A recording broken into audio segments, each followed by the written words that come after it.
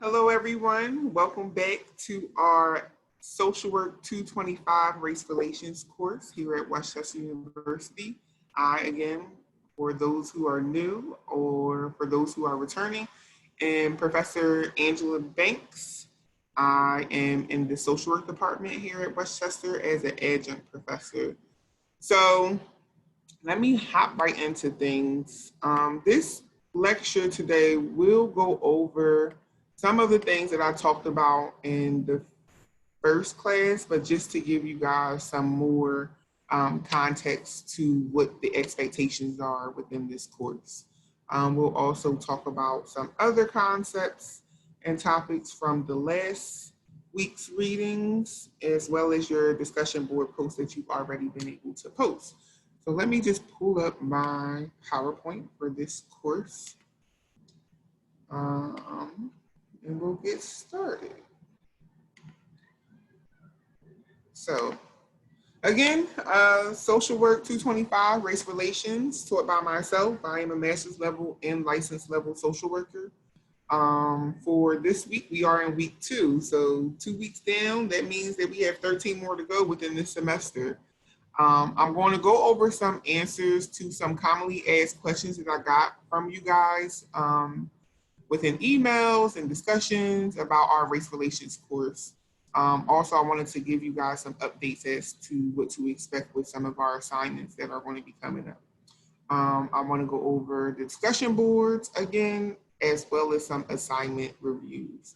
I'll briefly talk about some of the readings and add some additional concepts. I don't like to reread or re-lecture from what you guys already read. I would like to offer some new concepts, some new ideas of thinking so that when we go into our upcoming weeks, you guys have those foundations for that critical thinking. And then we'll talk about diversity in the US, which is the hot topic right now, right? So, reminders about the formatting of this class. Again, I had to slow this class down a little bit because we had some additional students coming in, and most of you guys know that this was an additional section of this course added. So I didn't want to get too far ahead to where those students coming into our class were so far behind that I kind of had to slow it down for everybody. So with that, Mondays at 4 p.m., your course lecture will be available on YouTube. The same way you were able to access this video on YouTube, you'll be able to access your weekly course lectures for this course on Mondays. We will not have an actual meeting time for our classes besides the group presentations. As I sent all of you emails or announcements about the group presentations, your group members are listed on D2L. If you are new to the course and you weren't assigned to a group, please email me. If you already email me again, because I got so many emails coming in from this class in particular, from the department and from you guys. So I want to make sure everyone is assigned to a group because I will start to send out those scheduled Zoom sessions for those group presentations. So as I said before, please refer to D2L for your weekly reading materials outside of the textbook. I will be posting some additional PDF documents for articles as well as some other film links that I would want you to review for your discussion boards. So after that, on Wednesday, so you have between Monday, Wednesday, to review the lecture. On Wednesday, your discussion board opens. A discussion board prompt is available for you on D2L in the discussion board section. You are required to respond to the prompt. In addition, reply to 2 peers by Sunday at 10 p.m. So with that counts as your participation, that counts as your credit. I understood that some people were confused about what the formatting was due to some errors on D2L, which I'm also updating D2L. I'll get to that later. But for everyone, this is what the formatting is going to be. You need to make sure that you are responding and replying by Sunday at 10 p.m. Those discussion boards from last week are open. This is the only time I will do that. So they are open until next Sunday. So in that case, if you missed last week's discussion board, you will have this week to complete last week's discussion board as well as this week's discussion board, both by Sunday at 10 p.m. Again, this allows for asynchronous formatting for our course. I know that people have a lot of different schedules and that this course was added at a different time that was originally posed. So with that, I'm trying to be understanding and sympathetic to that.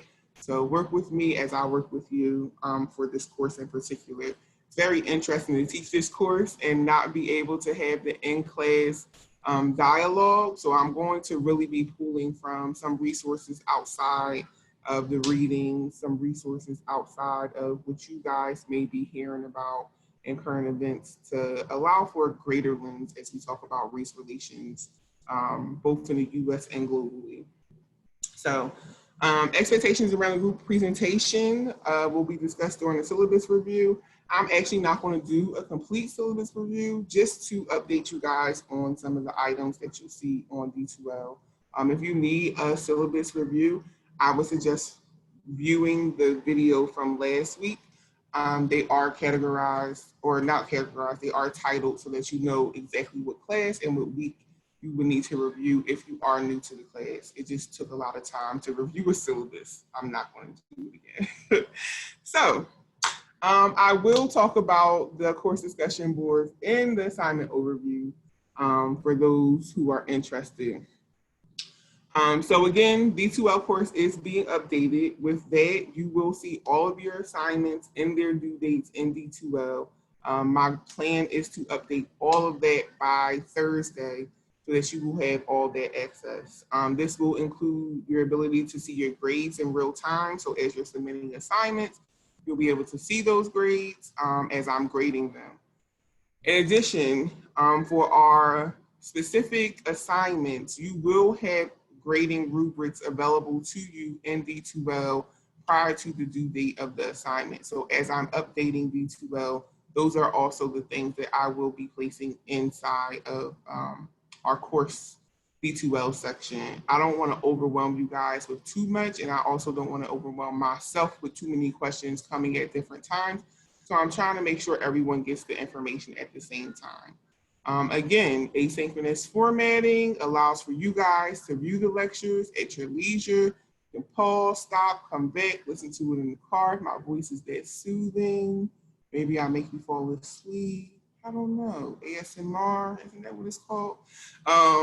So you can view the videos at your leisure, wherever, but you are required to do those discussion boards. So please make sure that you guys have some sort of schedule that fits for you, fits for your family needs. Because I know most of us are at home or other parts of the campus, but we're not on campus, which definitely changes the way that we're going to engage within our course.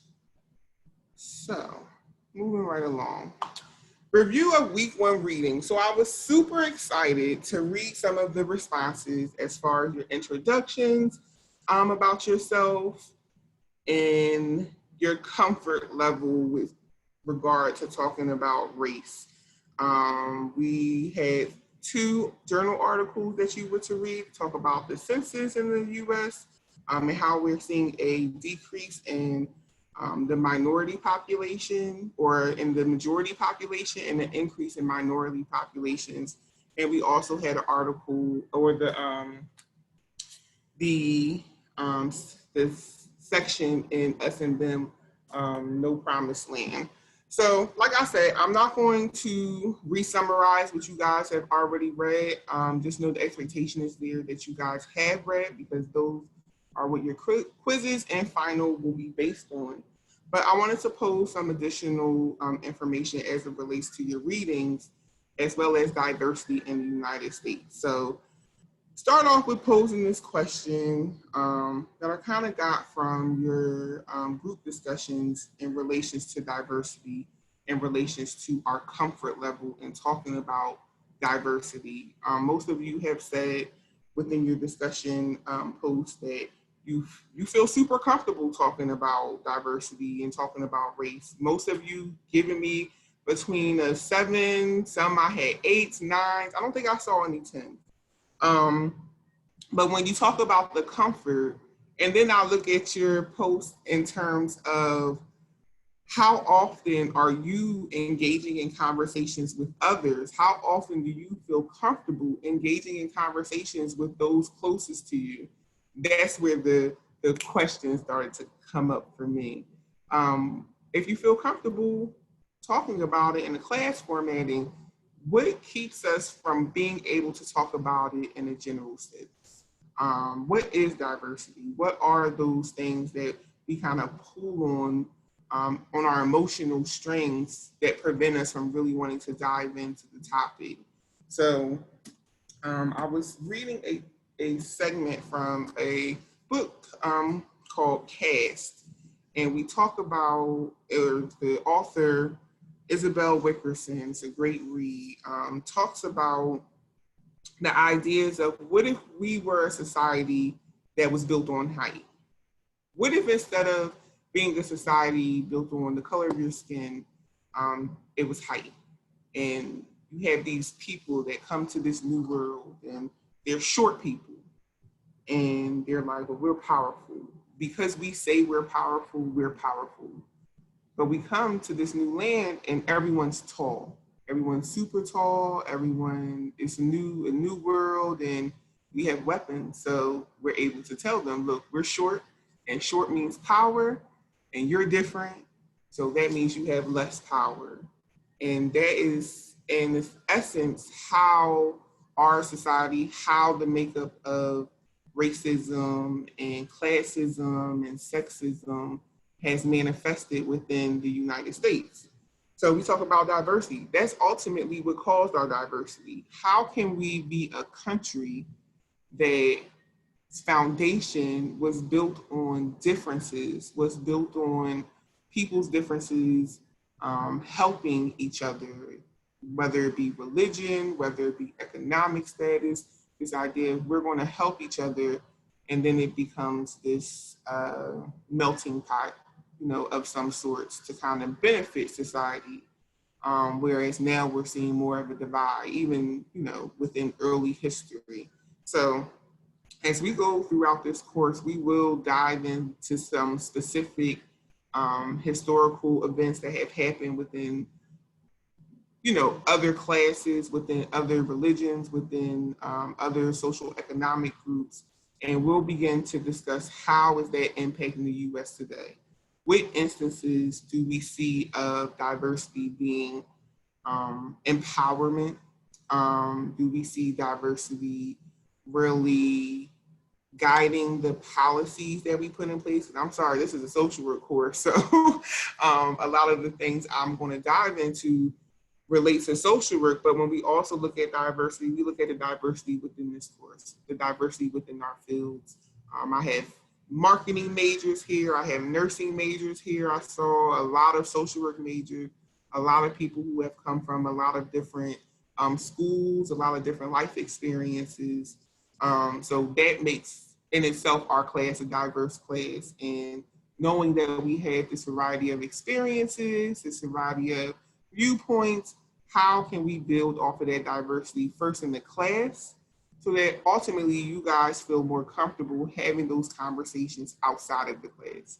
That's my hope for this course. That's my hope that you guys gain those contextual historical pieces as well as gain that comfort level in having those conversations. So this is not going to be a super long lecture today because you do have several readings that you have to do for this week.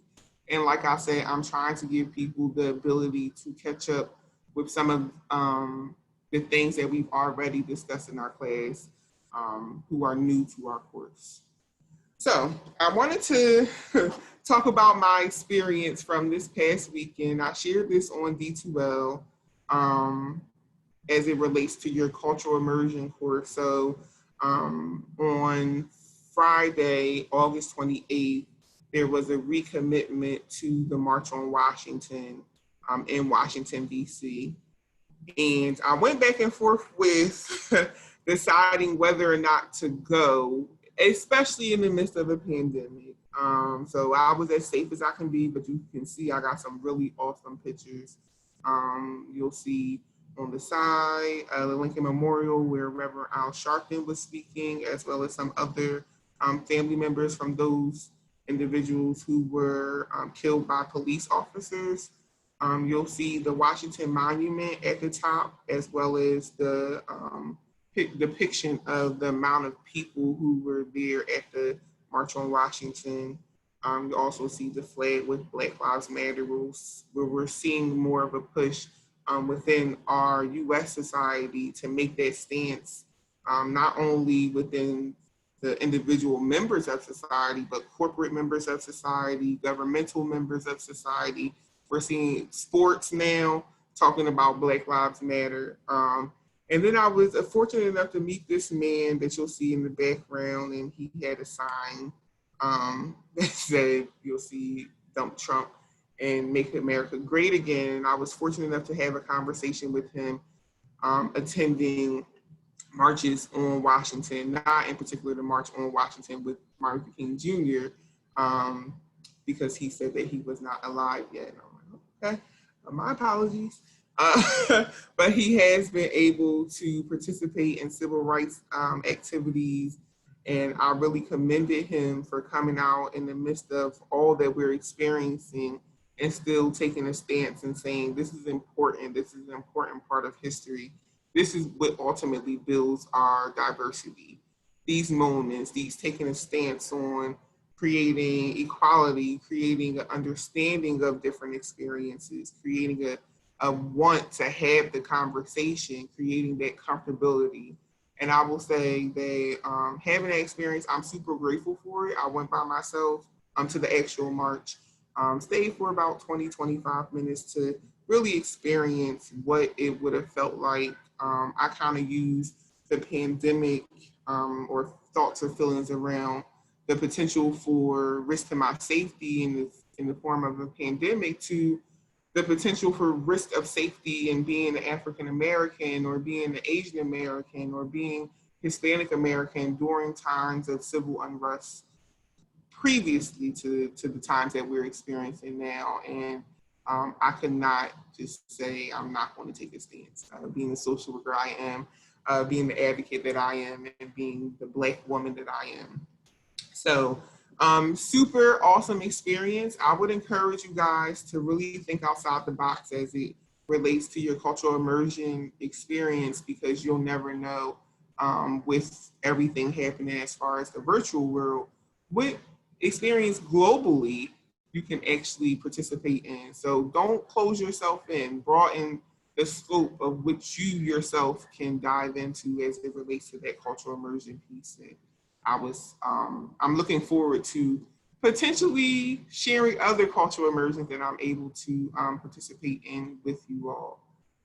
So for next week, please be sure to reach out to all your group members within your group presentations. If you are not assigned to a group, again, please email me directly to let me know. The discussion boards for last week are open, and the discussion board for this week will be open tomorrow, September 2nd at 4 p.m. For that, you will be required to read Us and Them in the City of Brotherly Love, and there are 2 additional readings listed on D2L in the week 2. That is a typo. It says 1, but it's in the week 2 content section. So please be sure to look in week 2's content section, the same place where you can find this PowerPoint in order to get the correct readings for next week's lecture. So next week, we will dive in to some more historical pieces, and we will also dive into some specifics within those groups that we're going to be talking about for this course. So with that, then do your discussion board. You need to go do it now, just to keep up. And then tomorrow, Wednesday, September 2nd, depending on what time you're watching this, asynchronous, your discussion board will be available for you to work on. So I hope you all have a great week. Stay safe, stay healthy. I'm going to stop my share, and I'm going to bid you all farewell. Have a great day.